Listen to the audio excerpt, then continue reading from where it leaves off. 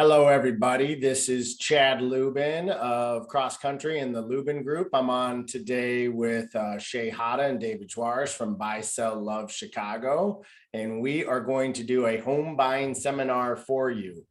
So these are two of the best realtors in all of Chicago. You're very lucky to be working with them. We're going to kind of split this up, and within the next 30 minutes, you will know the entire process of buying a home. So buckle in and we're going to get started. So first of all, Shay, why don't you talk a little bit about where a buyer should begin? Sure, absolutely. So oftentimes buyers will start looking at properties online and potentially going to open houses, and there's certainly nothing wrong with that. I always think the best thing to do is contact a lender first and go through the pre-approval process so that you can make sure that you're looking at properties that fit your budget, that you're going to be comfortable with the monthly financial payment, that you can qualify to buy a property, all of those kinds of things. And at the same time that you're doing that, then start to talk with a realtor, because we can help you figure out what it is you're looking for in a home. And a lot of times we're able to ask questions about things that you maybe have not thought about before. Like, we have a lot of people who come to us and say, hey, we're pregnant, or we're thinking of having a kid. And we'll say to them, well, then, do you really want to be looking at third and fourth floor walk-ups? And they'll go, oh, I never thought about that really I need to be on a lower floor, and I need a place to put my stroller. And, we can talk to you about schools and all sorts of things. So I would say start with a lender, but at the same time, reach out to your realtor and start that process, because also you have to remember what you're seeing online is not the full inventory in the Chicagoland market. A lot of our properties are sold off market as pocket listings. So if you're not working with a realtor, you don't have access to pocket listings. And that's probably how half of our clients find properties to buy. I think that's a super important point, that everybody thinks they can just get on to a property with looking online, and not everything hits that, and not everything hits the open market. And I've seen, gosh, we've, between the three of us, just done a lot of deals that are private, never hit the market. And I think that's super important. Yep. So do you really feel, where do you think the best place between us is to start? I know we kind of go back and forth with this. Where do you think's the best place? Is it with you guys and kind of knowing what the needs are and then handing it over to us? Is that what you feel is the best situation for the buyer? I feel like they're equally important. If I had to pick one, I would say really start with the lender, because a lot of times a client, will come to us and they're really excited to buy, and then they talk with the lender and they find out maybe their credit score isn't where it needs to be in order to buy. And so they need to work on that. Or maybe they need to do FHA loans because of a lower credit score. And so that's going to change what they need to buy. Or maybe they need a bigger down payment, or they need gift funds, whatever it is. So I always think it's important to get your financial ducks in a row first and talk with the lender. If you only have time to talk with one, ideally, I think it's best to do both simultaneously, and get that search set up. And also start to think about, like, backtrack from when you need to move into the new place, because average contract to close is 45 to 60 days. And so sometimes we'll have people reach out to us and they need to move in 30 days and they haven't gotten pre-approved yet. And that gets really stressful for the buyer to try to find a property that quickly get pre-approved, get under contract and close. So if it's 60 days, imagine you're probably going to need 2 to 3 months to look before you buy a property. So on average, we tell clients, start the process 5 months to a year before you're actually ready to buy, so that you have plenty of time to get pre-approved, look for properties, get under contract.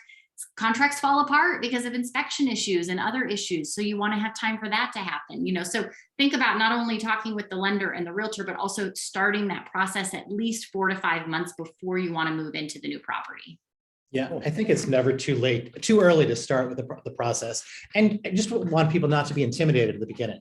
In the beginning, it's really just information gathering. I know that at a certain point, I was probably afraid to look at my credit score and find out that information.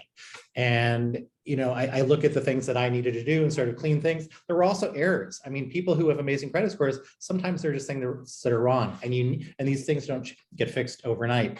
And also just knowing yourself too. If you're a very methodical person and need to set the process up, and maybe you need a year. So I think knowing yourself. So I think just think of the initial conversations with us and the lender it's information gathering. Do not be intimidated. We are here for you. We are very driven by our clients, and we're happy to give you the time, the information, and whatever resources you need.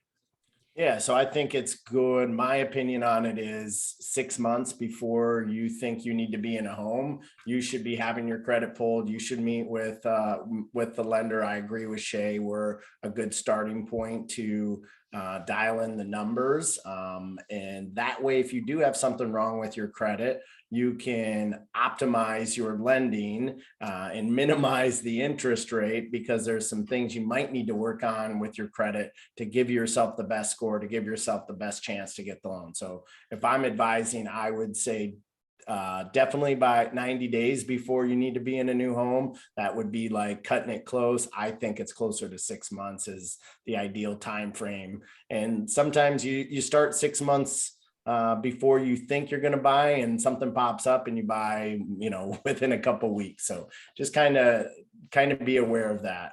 When do we meet with the realtor and lender? Like we said, it's 3 to 6 months before you think you need to be in the new home.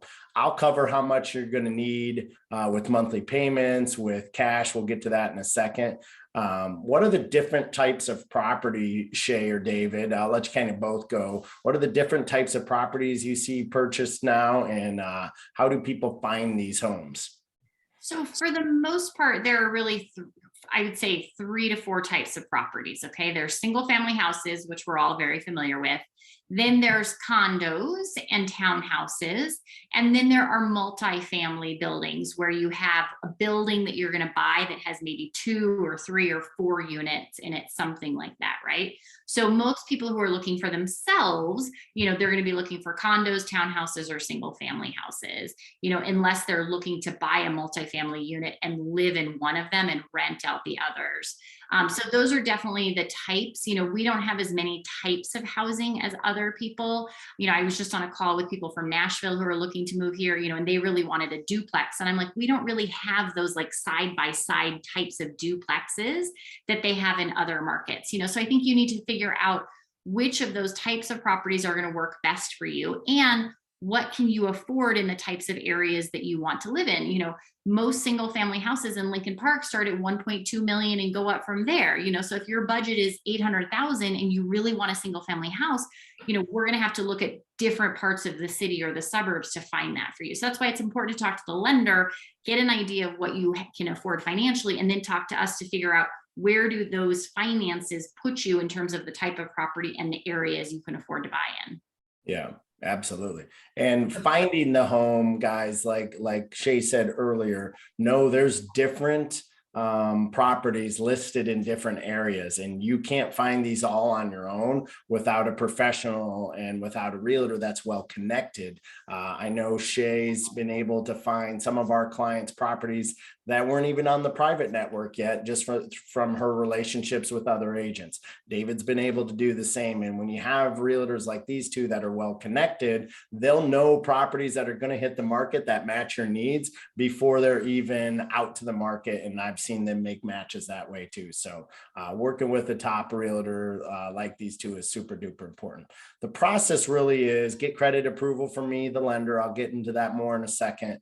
Find the home with David and Shay. Come back to me, take a official loan application, do your home inspection. We'll hit on those in a second. Do a home appraisal. That's the valuation of the property. Go through mortgage underwriting. That's with us again, the lender. Get a formal loan approval. Have conditions. That's right. Send in paperwork again. Go to a title company. We'll cover those in a second. Sign all the paperwork. Do a final walkthrough right as you're about to sign that final paperwork. Send your money in, get the keys to your home. So we'll kind of delve into this deeper. You can see it all right here on the slides. And we can send you information on the timeline. That's part of the process when you start working with us, is what the timeline looks like and how your transaction fits up with those timelines. Anything to add in there, David, just about this? I just want to share, there are a lot of pieces here, and we know it can be a very intimidating process. We do this every day. We know that you do not. So a big part of the process is, I think particularly as realtors, I think that we sort of think ourselves sometimes as quarterbacking the process. That we're coordinating, obviously the two key people you're doing the most work with are your lender and your realtor, but you're also going to have an attorney, you're going to have an inspector. So we work with your style. If you need all the information and process up front, we will give it to you. Or if you want to be spoon-fed one step ahead, we'll do that too. So we know these are a lot of steps. This is what we do professionally, and we will guide you through it. Just enjoy the home part in the front, and it should be a fun process too. I agree. So besides some of the things here, Shay, what else would you say you guys covered that's not listed here?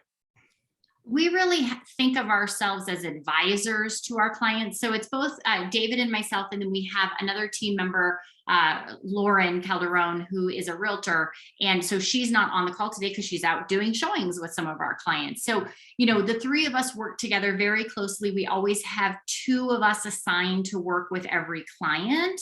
And that way we can deliver really superior client service to our clients. So typically one person, David and Lauren, tend to be more in the field doing the showings and inspections and final walkthroughs and things like that.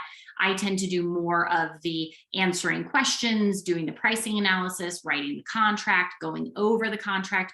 I think as a buyer, especially a first-time home buyer, you really want somebody to work with who is going to educate you every step of the way. And we really pride ourselves in that. Lauren always jokes with our clients, no question is a stupid question. And we truly believe that. We are available almost 24 hours a day on text, an email to answer questions. So your realtor really should be an advisor who is there to give you the pros and cons of every situation. And then you as the client decide how to proceed, but you need all of that information, and part of our job, in addition to, helping you find the home, writing and negotiating the contract, is to be the problem solver, right? And to point out problems and help you avoid problems. So a lot of what we do on showings is point out problems. We are not inspectors, but we'll say, hey, I see what looks like mold there. I see efflorescence. I'm worried that this might not structurally be sound.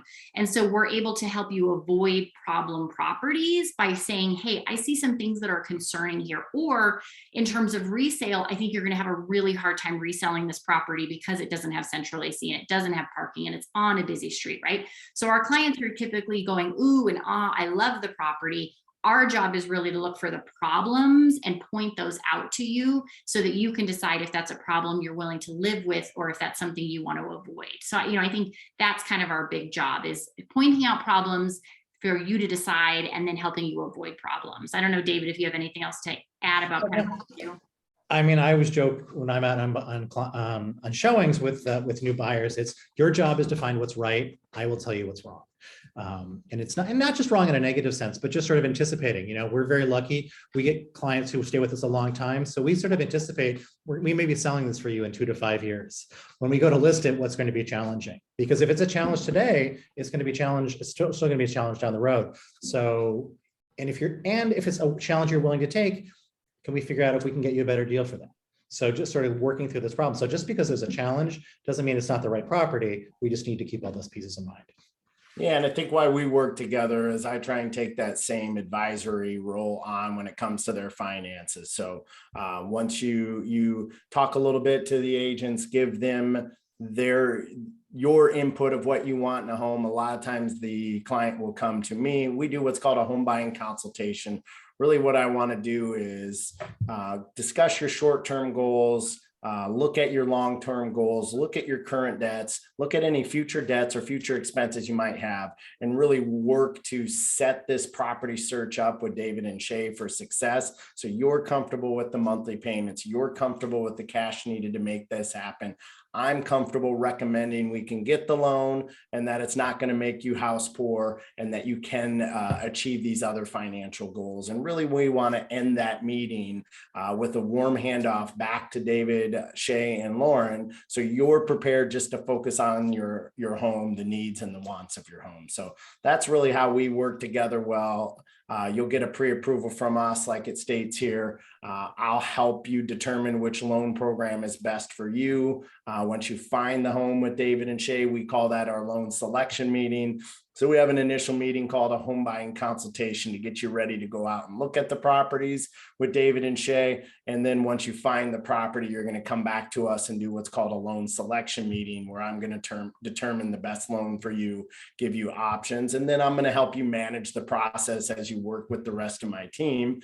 And David and Shay are very involved with that too. So let's talk about some of the other people involved in this.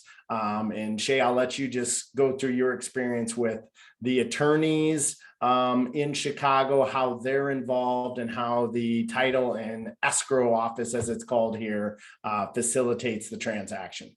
Sure, absolutely. And one thing I wanted to add about kind of the lender, one of the reasons we really like working with Chad is that, you know, I hate, like you see on HGTV and a buyer goes out and they get pre-approved, and they train hamsters for a living and they get pre-approved for $2 million to buy a place. And you're like, what is going on? You know? And so, you know, and I hear from clients all the time who went to other lenders, and these lenders pre-approve them for crazy amounts of money that would make them house poor, have no money to be able to save for retirement, etc. And one of the things I really like about you, Chad, is that you really look at everybody's full financial picture. You want to make sure that they're saving for retirement. If they have kids, they're, you know, saving enough money to put their kids through college, you know, and that their housing costs are part of that, but not all of that, so that they're not going to be house poor, right? I think that's really important to keep in mind. If you go to a lender and you get a crazy number, that should really raise some red flags about, like, hey, what's going on here? Like, am I going to have enough money to save for all of these other goals and travel and eat out and things like that, right? So make sure that that lender, like Chad does, is looking at that full financial picture. In addition to the lender, then in Chicago, you're going to need to have an attorney representing you. That always sounds very scary to people, but it is not. It is how it works in Chicago. The seller has an attorney representing them, and the buyer has an attorney representing them. It's not super expensive. It's usually about $700, $750. It is part of the closing costs that Chad would quote for you. So typically closing costs are about 2.5% to 3% of the purchase price, depending on the price of the property. So the more expensive the property is, that percentage is going to be lower. If it's a more affordable property, that percentage is going to be a little bit higher. So that attorney fee is built into there. The attorneys really don't come into play until after you get under contract. And then after you go under contract, they are going to review the contract and suggest changes to the contract, what we call the attorney review and time period. Okay. That's also when we do the inspection and negotiate the inspection items. And then those attorneys are the ones who put together the paperwork for closing. They go to closing with you, they explain the paperwork and have you sign the paperwork. Okay. In addition to that, we have the title company or the escrow company. So they also don't come into play until after you go under contract. That is where you will go and do the closing. A lot of times buyers think we go to the property to do the closing. That is not the case. We go to the title company. There is a person from the title company who's in charge of all the paperwork. You will sign it with the attorney. That person checks it all over, makes sure it's correct, and gets it back to the lender. That person is also the person who holds the funds. So the day before closing, the business day before closing, you send your money into the title company. Or if you're bringing less than $50,000 to closing, you can bring a cashier's check, and the title company is in charge of all of those funds. Okay. David, anything else you want to add about the title company or the attorney? No, I just want to say, you know, this thing that these different folks are working really to protect you and your interests. That's what everyone is doing here. And I think just as we talk about this process, just remember, this is a big process, and it's a lot of money. We know there are protections in place for you. And that's what each of these things, like Shay's talking about the inspection. You're going to have an opportunity to check out a property. If there's an issue, either we can see if we can fix it or get a credit. If there's an issue, we're going to look at the condo association. And the other big protection you have, we call them contingencies, is your loan protection. If for some reason you're not able to get a loan, you're going to get your earnest money back. So all these folks that you work with here, the inspector, the lender, they're all making sure that we're sort of getting to all the different steps in the process, but that you're protected and safe, and as is your money. That's excellent. I agree. How about home inspectors? Yes. Talk about them a little bit. Yes, so important. Please For the love of everything in the world, do not just find a random home inspector online that you think has good reviews and use that person, right? You want to find a really good home inspector, because having a good home inspector is incredibly important, right? Technically by law, the seller has to disclose any major issues, material defects that they know about the property. In an ideal world, that always happens. In reality, does that always happen? No, not necessarily. So you want to have a really good inspector to do the due diligence on the property to make sure that the property is in good shape. And if you're buying a condo building, a small condo building, you want the inspector to inspect the condo building as well, go up on the roof, check the tuck pointing, because you're going to have to pay for those repairs when they need to get done. If it's a huge high rise, then the inspector is not going to typically be allowed to go on the roof and do those kinds of things. But those bigger buildings have what are called reserve studies, usually, where they've hired kind of a team of inspectors to come in and check the whole building out and forecast for the next 20 years what needs to be done. So in a large building, we can get a copy of that reserve study. In a smaller or medium-sized building, you want a good home inspector, okay? That's the general inspector. Then in addition to that, you want to look at doing supplemental inspections, okay? And we love supplemental inspections. So we'll talk to you about, for your particular property, what other things do we think you should do? If you are buying a single family house, we are almost always going to recommend a sewer scope, because it is not uncommon to run into expensive sewer scope problems in Chicago. And usually if the sewer line needs to be fixed, that's very easily a $30,000 to $40,000 repair, okay? So sewer inspections, pest inspections to check for, we have termite problems in Chicago, which is always a surprise to people. They think big city isn't going to have termite problems, and we do. So you might want to do that. If it has a chimney, we're going to suggest a chimney inspection to make sure that chimney is in good shape, because we see in old buildings all the time where the tuck pointing, the mortar inside the chimney is not in good shape and it needs a liner put in, which is like $2,500-ish, depending on the height of the chimney. If you're buying a property below a third floor, especially if it's a single family house or a duplex down with a basement, you're probably going to want to do a radon test, right? So there are a lot of different types of inspections, electrical inspections, structural inspections that you may want to do. So on average, I would tell people to budget about $1,500 for inspections. Your general inspection is going to be $500 to $700, and then you're going to probably want to do some supplemental inspections as well. So based on the type of property you're buying, we will recommend those to you, and then we can also recommend the people to do those inspections as well. The other player, and this is going to be the appraiser, because the loan needs, the bank that's giving you the money or the lender needs to make sure that that property is worth what you are paying for it, okay? So an appraiser is going to be hired by your lender. They're going to come in, they're going to do their own sets of comps, just like David and I and Lauren do comps, to make sure that that property is worth what you're paying for it. If they feel the property is not worth that amount, then we can go back and try to negotiate a new price with the seller on that property. And if we're not able to come to an agreement on that new price, then you can cancel the contract and walk away. So those are kind of the other two pieces of the puzzle, the home inspector and the appraiser.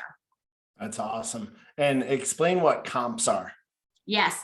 So comps are comparable properties. So if you are buying a 3-bedroom condo in Lakeview in a vintage building with garage parking that's recently been updated, we need to find properties that have sold in the past year that are a similar age, size, number of bedrooms, bathrooms, parking, central AC, all of those kinds of things. So we cannot compare a condo to a single family house, right? Those are apples and oranges. We also cannot compare a vintage property with new construction, because we'll have clients say to us all the time, well, you know, this new construction property sold for $600,000, so I think my property should be worth that. And it's like, it's not the same, right? We have to do an apples to apples comparison. So when you find a property that you like, either David, Lauren, or I, usually I'm the one pulling the comps, will do a pricing analysis to tell you, hey, they're asking $500,000 for the property. We really only think it's worth $450,000. So we would recommend an initial offer of say $435,000 or something like that, because we want to make sure that you are getting this property for fair market value. That is part of what we bring to the table. We don't want you to overpay for a property. So before we will write an offer, we'll go through those comps with you, show them to you, talk to you about them, make sure you feel the value is there as well. Cool. Well, I am up next. This is the lending. So a lot of times people will think, I'll hear people say, hey, I don't have good enough credit to qualify to buy a home. I hear that a lot. We just put someone in process today that had a 550 credit score. We were able to get them done FHA. They had some credit challenges in the past, but they've cleaned it up. They've had a good 2-year payment history, and they had a good size of money to put down. So FHA took it. We're full steam ahead on a $600,000 deal that FHA took with a 550 credit score. When we first met with these clients, they didn't think there's any way they could qualify to get a home. And now we got a great home for them at a very good sale for our realtors, a good situation for the buyers, a good situation for the sellers. So we just made a deal work that the buyers didn't think were possible. FHA, you'll go down. We actually can go below 580 if the FHA, if the VA system takes it. So FHA is Federal Housing Authority. That's what that stands for. And I'll go over what some of the positives of FHA financing is in a second. VA is just for military men in service, military servicemen and women, and also our veterans that did serve. So you have to either be serving or have served our country in the military to qualify for a VA loan. And we don't see many of these, especially in the Chicago area, USDA loan. These are United States Department of Agriculture loans. They're more for rural areas. We don't do too many of them. I am from Iowa originally. We do quite a few back there.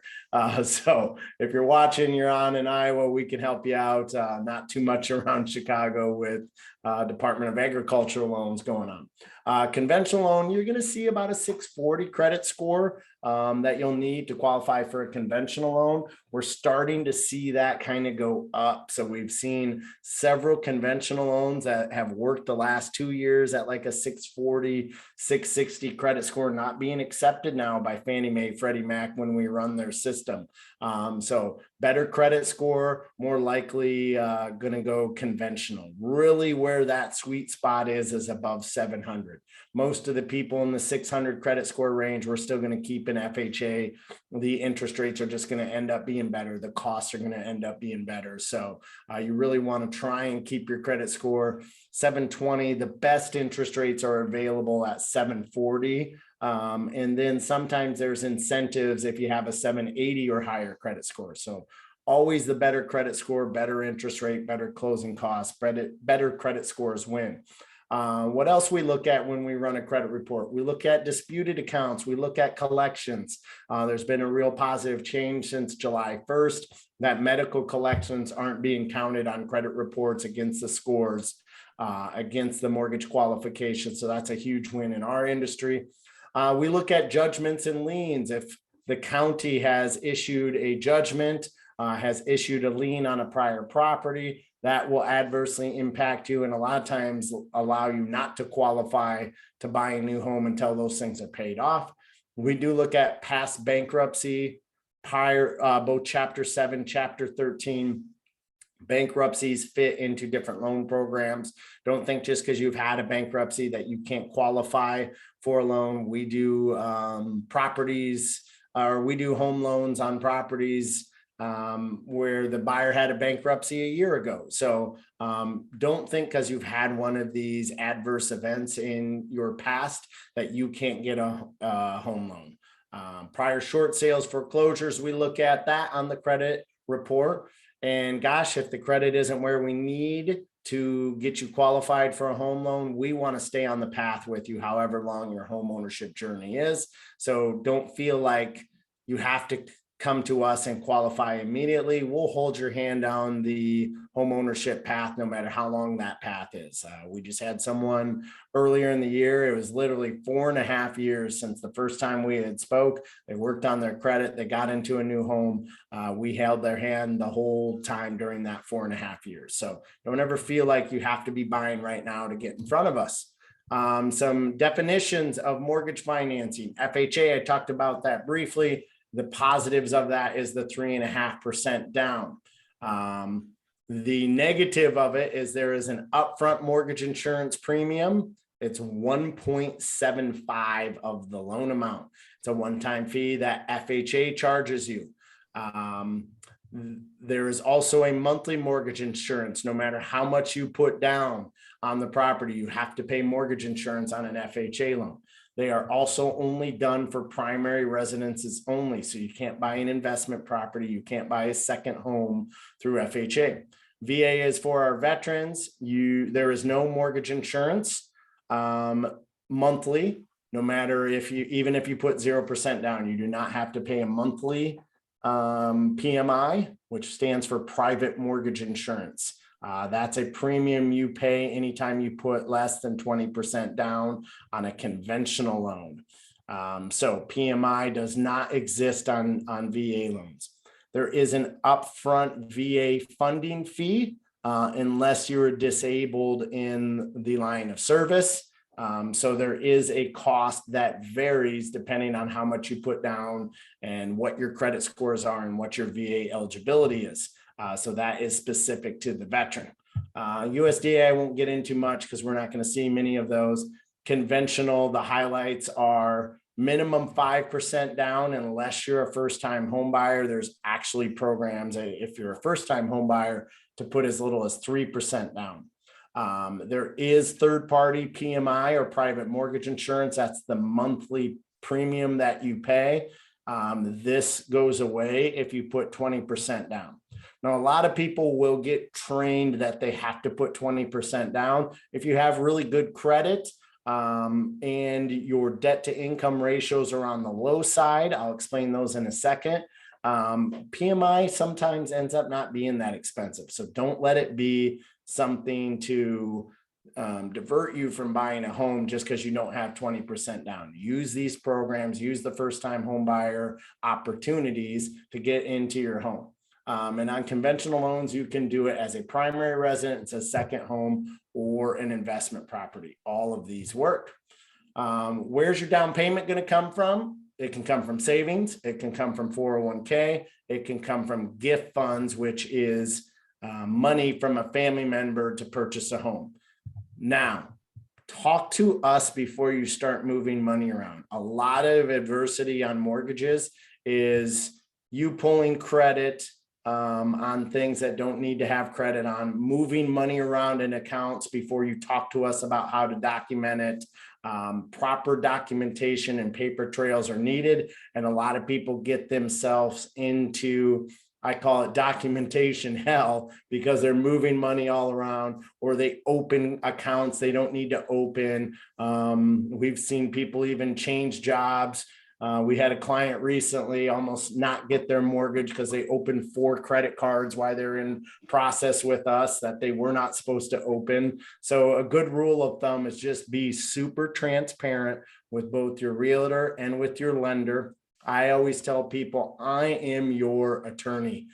The judge is an underwriter. That's the person that releases the loan and makes sure you meet all of those standards that are out there. They're called mortgage guidelines. You got to tell me everything. I will determine what I'm going to show the underwriter and what I'm not going to show the underwriter. So I am your judge. My job is to fight, or I am the attorney. My job is to fight the judge. That's the underwriter to get your loan done. So that's the way I view myself. And the more you tell me, the more I'm going to tell you how to document and how to get the loan. And not only just get the loan, but the ease of getting the loan, which is super important. Anything you guys would like to add there? Jay, David?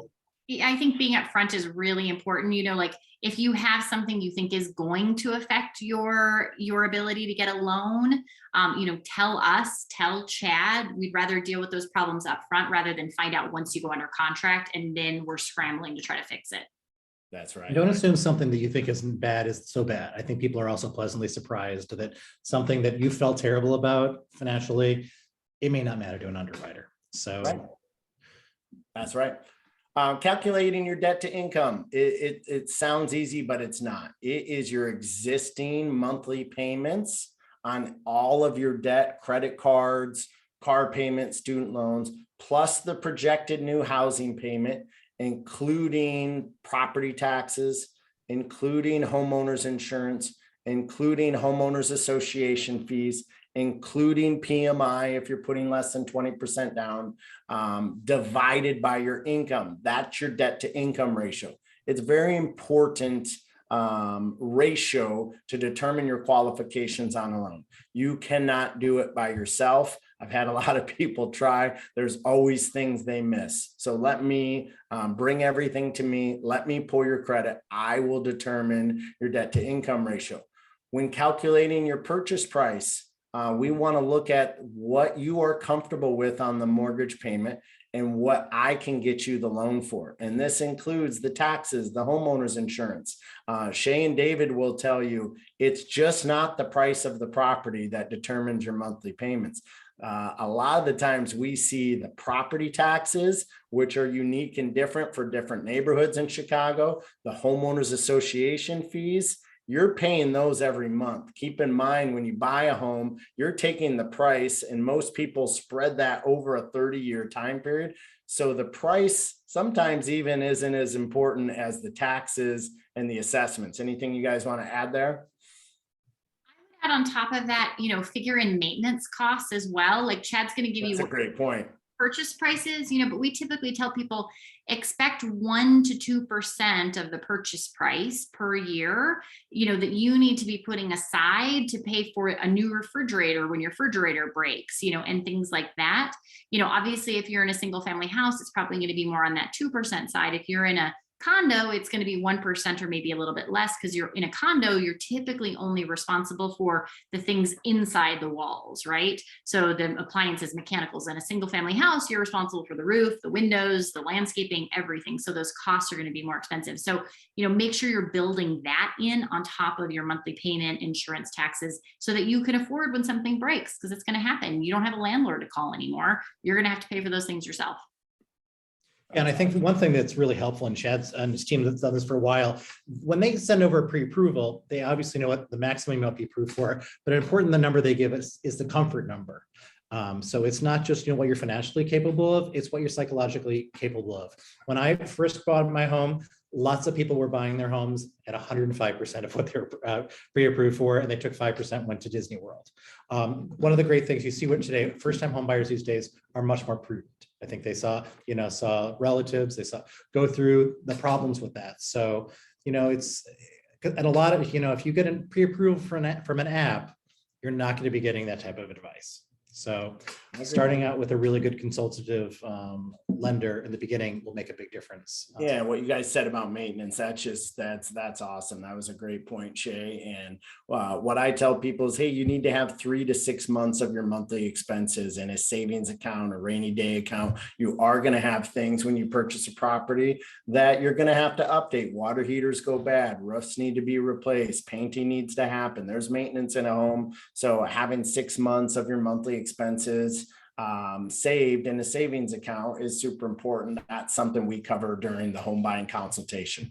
So how are we going to see your income? We need your W-2s. We need your pay stubs. I like seeing the last pay stub of each year end, because that breaks out each type of income that you have. A W-2 doesn't. The problem with working with online lenders, there's been a little bit of a push towards that, is most of them just have you data input. Okay. And there's no verification done by a professional like myself.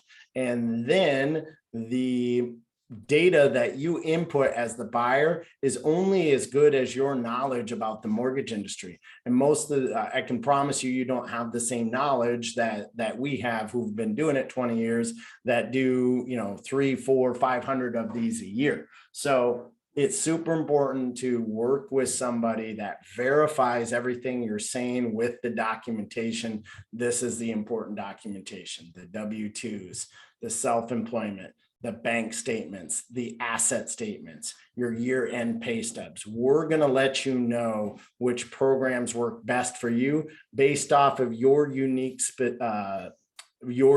situation with your income, with your assets, with your credit. There are hundreds of mortgage programs out there.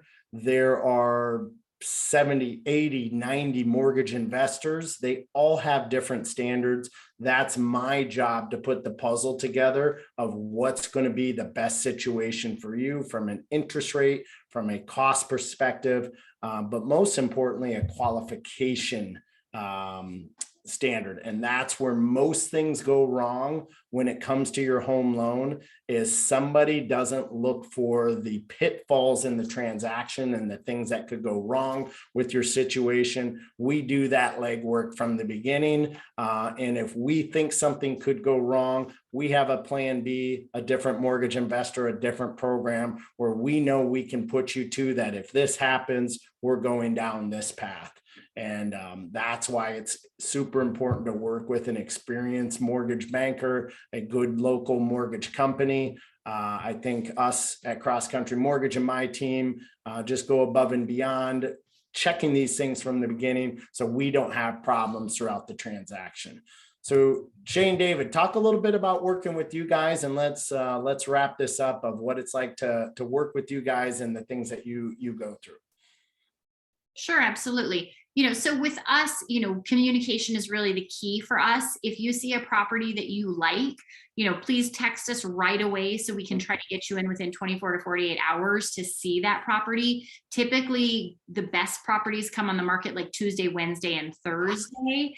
Oftentimes, if it's the first week, they're going to have an open house, Saturday or Sunday. We want to try to get in and see that property before the open house so that we can get an offer in quickly if you really feel like it's the one. So stay on top of the properties that we're sending to you. There aren't going to be, you don't need to be looking on Redfin, Zillow, etc. for other properties. They're all going to come through the search that we set up. So look at those every day, multiple times a day. Let us know as soon as you see something that you want to go out and see. David, do you want to add anything else to that? No, just remember, is points that we're your buyer's agent. We're the ones representing you. The sellers are going to have an agent representing them. You are the only client we have in these transactions. So we are focused upon, and we are going to be doing this for the next 10 years. Whether your search takes a week or it takes a year, we're going to be still doing this. So we're going to take the time that you need and to be comfortable. Usually folks will go out the first few times. We'll do, 5 or 6 showings the first 2 times, get a sense of the market, maybe do a little bit of neighborhood shopping, and then we start winnowing down. So then you're only going out and looking at 1 or 2 properties, because then this is what I want. This is the area I want to be in. So it becomes a lot more focused. So we will show you as many homes as you need to feel comfortable. But we'll also let you know, you've seen the 5 types of condos that are going to fit in your market. Now we're going to be focusing. Cool. What final tactics, what kind of, I'll say your guys' superpower to me. I work with a lot of realtors, and I just don't know that I see many that keep up with you guys catering to the client, your steps, your communication, your work after they close the home, how available you are, your professionalism. I just don't see the industry meet your guys' standards, as I call it, catering to the client and being an advocate and fighting for the client. I know to be a partner with you, you require it of me, and it's made me better as a loan officer to see what you guys, the standard that you hold. But just talk about that a little bit, and your standards and how you advocate for the client, because you are truly some of the best in the country that I've seen with the client. I think we're very lucky. We've found this industry. Shay and I, neither of us started out in real estate. We had different professional experiences. Shay went to Dartmouth, I went to the University of Chicago. Neither of us thought we would grow up and be realtors. We have both ended up doing the things we were meant to be, and we love what we're doing. We realize we may do, 100 transactions in a year or more. We know you're doing 1. So we're here to help answer all those questions. As Shay said, it's not too important. But our clients all come through referral. We don't buy any online leads. We don't work that way. So our clients come to us because other clients refer them. So if you have questions, you should be talking to multiple realtors. We want you to feel like we are the best people to represent you, because sometimes we're not the perfect realtor for someone. And we want you to feel that you've interviewed, you've talked to people, and you're going to get the service, the needs, and the expertise you want. So just as, when you talk, you're going out and you're checking things out, you want to know that you're with the right person. So as part of that process, when you start in the beginning, we're not going to be offended if you talk to another realtor. I think one of the things that is different about us, we're very full service. So we have an incredible Rolodex of people who are available to us. Both David and I have completely rehabbed many homes over our lives. So, if you're going into a property, and the furnace is old, well, we can tell you a furnace is typically $5,000, right? And we have people who can come out and quote a new furnace. If the property needs a lot of work at inspection, we can have our painters there, our flooring guys there, our carpenters there, our electricians, our plumbers, our GCs. We can have whoever needs to come to the inspection to give you quotes so that you can have a sense of how much is it going to cost to do the work you want to do to this property, right? We can help arrange for movers for you. We've arranged for babysitters to watch kids while people go to closing. We've arranged for dog walkers. I mean, we really think of ourselves as full service. So while you're buying a property with us, you just have to tell us what you need and we will help with that. We have 4 assistants that work behind the scenes and they're there to help with all of those things, right? And then after the transaction ends, we will stay in contact with you for literally decades, and we want to be your go-to person. When your hot water heater breaks, text us or call us. We'll send Jason, our plumber, out, hopefully that day or the next day to put a new hot water heater in for you, right? So we do a big book of business. And so we have really great relationships with vendors who are affordable, who do a good job, who make our clients a priority. And we're happy to share those with our clients. We really think of ourselves as your realtor for life. And so we don't want that relationship to end when the transaction ends. We want to be there for anything you could possibly need. If you need a babysitter or a nanny 5 years from now, call me and I can help you with that, right? We're very full service, even beyond kind of the real estate needs. That's awesome. Truly a concierge service, truly white gloves. You guys do it better, like I said, than anyone I've seen. I'm honored to work with you. And this is just the start, home buyers. We can help you with your unique situation. Shay, what's the best way for people to contact you if they'd like to get started with your team? Yep, absolutely. So you can contact either David or I. My email is just shay@shayhata.com. So SHAY@shayhata.com. The best thing to do is go to our website, BuySellLoveChicago.com. Our contact information is on there. There's also a buyer section. If you hit that and then steps to buy, there's like 31 steps to buy a property that are very detailed that will explain the whole process from now when you're thinking about buying all the way through closing to explain all of that to you. It's got Chad's contact information there as a recommended lender. So that's really a good place to go for information and our contact information. Awesome. Best place to contact us if you want to get started, and then we'll get you over to Shay, David, and Lauren, 312-731-4939. Email is chad@thelubengroup.com. That's LUBBEN group. So chad@thelubengroup.com. And that's our website, thelubengroup.com. So start with either of us, whoever you feel comfortable with. We work together all the time. You're going to obviously have more questions about the process than we went over with you today. We would love to take you through our consultation. They do a great buyer needs analysis. We do a great home buyer consultation, and we're just honored at any opportunities to help you get into your new home. Thanks, everybody. We appreciate you coming Thanks for your today. time. Thank you. Bye-bye. All right. Bye.